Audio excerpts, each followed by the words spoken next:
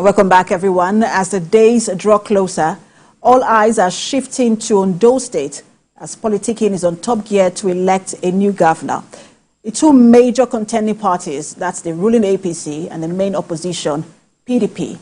While zoning seems to take the center stage for this election, Ondo voters are left to make their choice.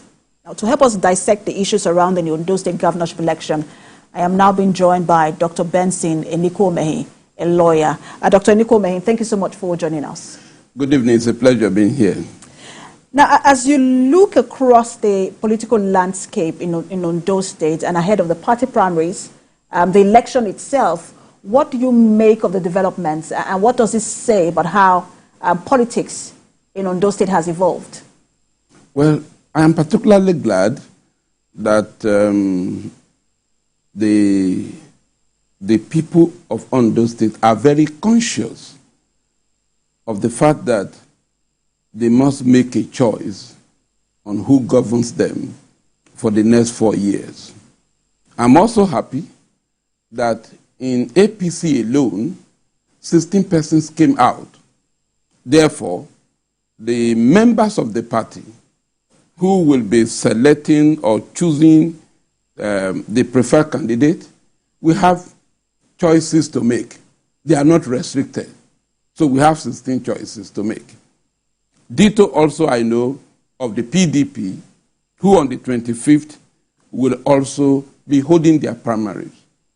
And so activities on top gear between these two political parties to see who takes the saddle of governance in Ondo State. I am happy, and I think it's good for our people. So we have choices to make. We will look at them, we will examine them, we will critique them and say, yes, you are good, but you are better. Oh, you are the best. And I think that's the choice to make by the political parties. And I think it's a welcome development. I want to sincerely congratulate the 16 persons who have been cleared by APC, but they must also know that in a relay race, I think there are usually maybe 6 or 8 that are on the track. Everybody would have been cleared during the heat to come on board. But you know too well that not 2 persons will take the first position. One person must take. When you watch the running, I've forgotten the first name now, the lady that runs well, she will take the first saddle. So all other persons, they prepared, but you see, you will take the best. And the best must be chosen between the two political parties. PDP should sit down very well if they mean well to participate in the election and bring the best out of the contestants. Ditto also for the APC. I think it's a good thing. You've raised two issues. One of them is the number of contestants. The other is the number of contestants in the APC. Yeah. And then you've talked about getting the best person. But when you look at the fact that at the very heart of the conversation of picking who the candidates, even just the emergence of the aspirants themselves, was the issue of zoning, which is not in the Constitution but on a written agreement. It will seem as though for a lot of people that people are left then to just pick based on zoning. Is there any room in that system for merit? Well, there are 6 local governments in each of the senatorial districts in Ondo State. In the north, you have Akoko, northwest, northeast, southeast, southwest, Ose, and Owo. In the central, you have Akure South, Akure North, you have Ifedore, you have Idonri, you have Ondo East and Ondo West. In the south, you have Ilelu Okegbo, you have Odigbo, you have Irele, you have Okitepa, you have Eseodo, and you have Ilaje, equally spread. Now, these local governments parade men and women of quality. So you can't say you go to these 6 local governments and you will have somebody to make a choice from. Therefore, the zoning arrangement is for the purpose of inclusion, equity, fairness. And please, let's go through the memory lane just in a jiffy. Dr. Olusegun Mimiko from Ondo town is from Ondo Central. 209 to 217 or 216 or 17 thereabout, he was the governor of Ondo State. He had 8 years unbroken period in which to take over the rulership of Ondo State. When he attempted to choose somebody from the central again to take over from him, the people revolted. Said, no, we will not allow you. How can you from central take the period of 8 years and you still want to put somebody down? They said no. And therefore, Governor Oluretimi Akeredolu of blessed memory came on board from the north. And he also would have spent 8 years if not for the intervention of death.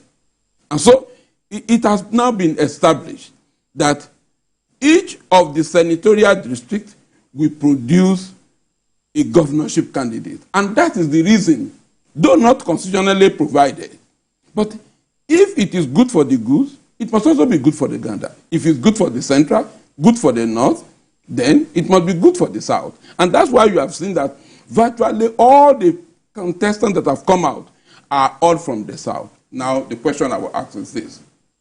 Are you saying those who possess PhD degree, those of them who are senior advocates, those of them who are business mongo, those of them who are members of the House of Representatives, those of them who have served in various capacities, that they are not competent and qualified enough to be chosen?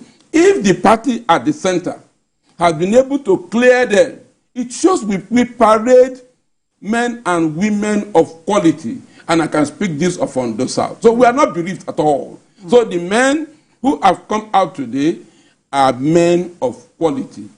But among the animals, there must be a lion who will be the king of the animals. One must say that it is also very commendable to see how the Ondo people have kept to that arrangement. We saw the challenges prior to the governorship election in Kogi State, how the arrangement seems not to have been followed, and then just before the primaries that were held in Edo State, we also saw the uproar before the major parties picked their candidate from Edo Central. But I wanted to ask, because you also talked about how commendable it is to have 16 aspirants from the APC. But let's not forget that the incumbent governor is also in the APC.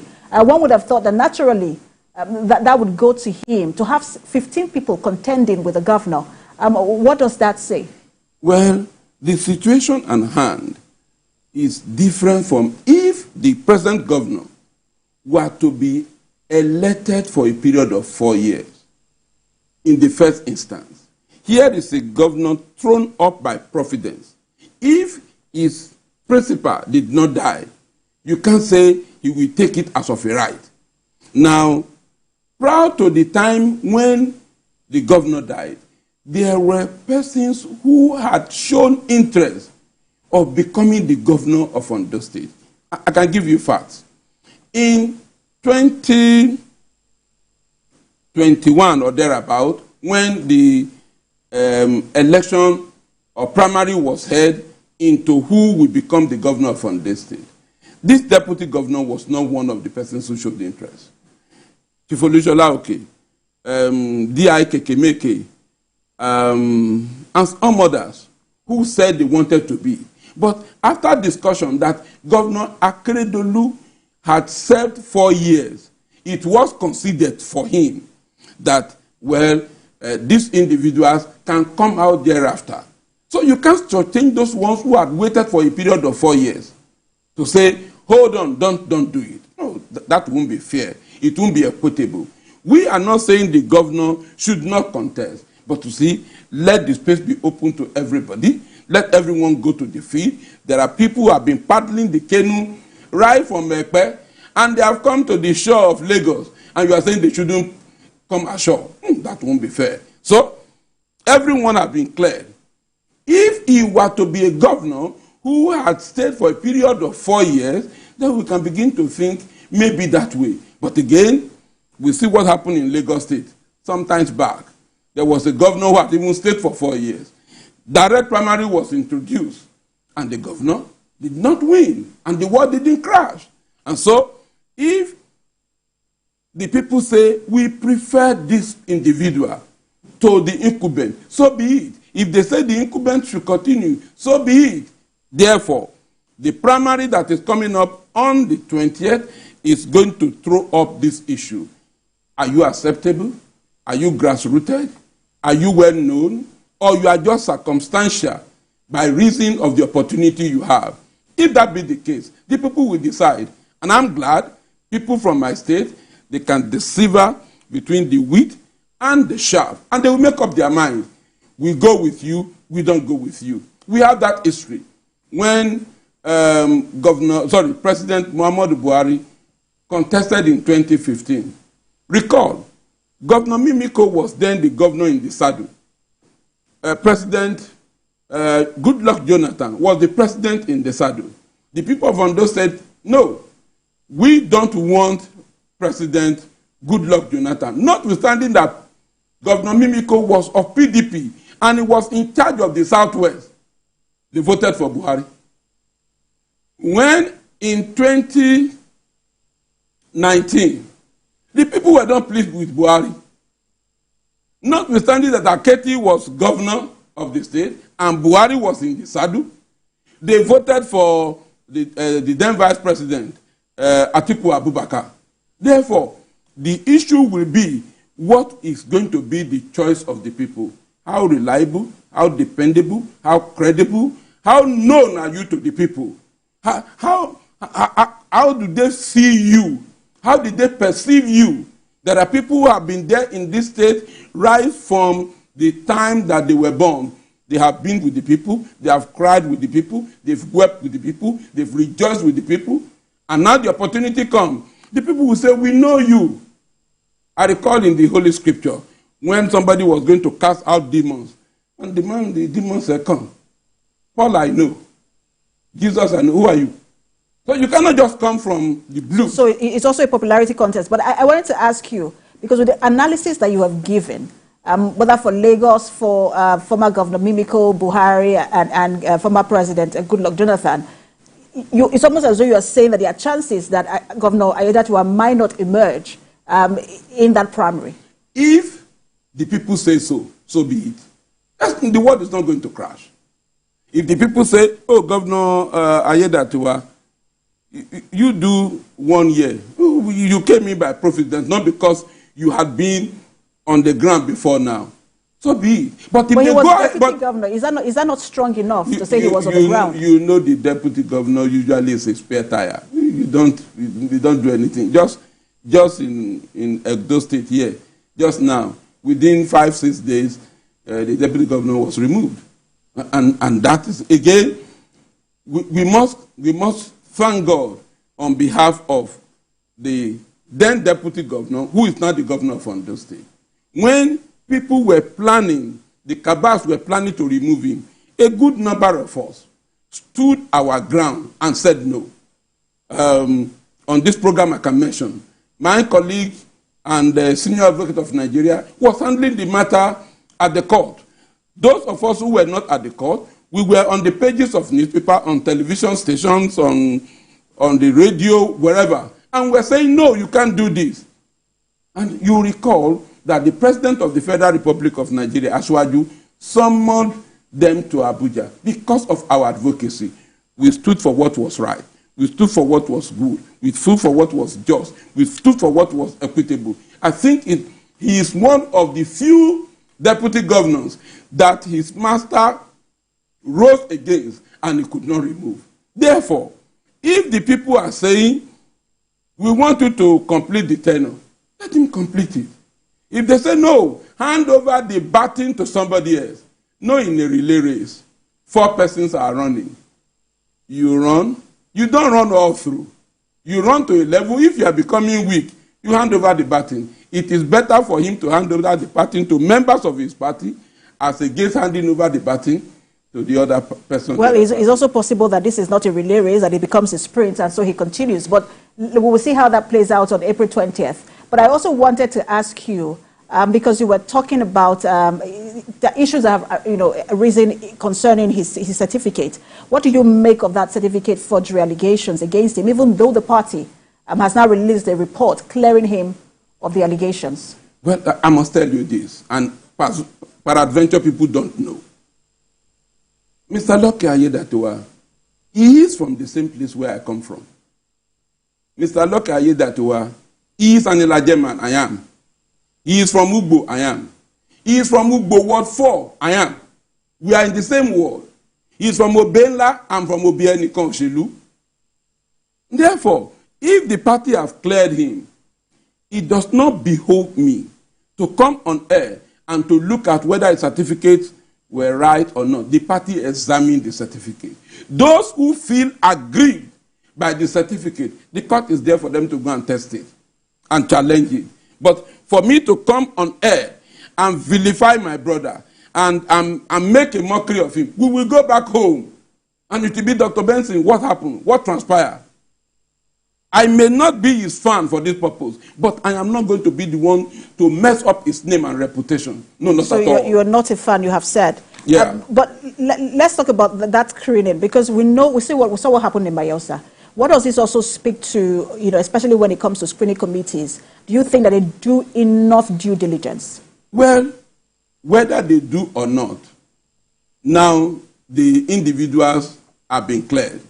If they didn't do enough due diligence, there will be David Lyons Gate issue which arose in Bayelsa. We pray it does not happen.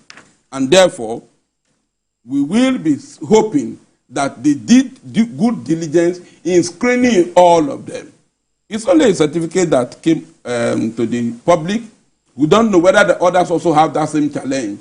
But the truth of the matter is, beyond certificate, we are going to look at who has a sellable character, a sellable program, or who is it that is acceptable charismatically, that can galvanize the party together and make APC a synopsis for which every other person will be seeing. And I think it is necessary to look at these individuals. I just suggest to the party that on the 18th or thereabout, there should be a kind of talk in which these 16 persons, we have at least maybe 5 minutes to talk to the people of Ondo State. Let's hear them. Let's know them. Let's assess them.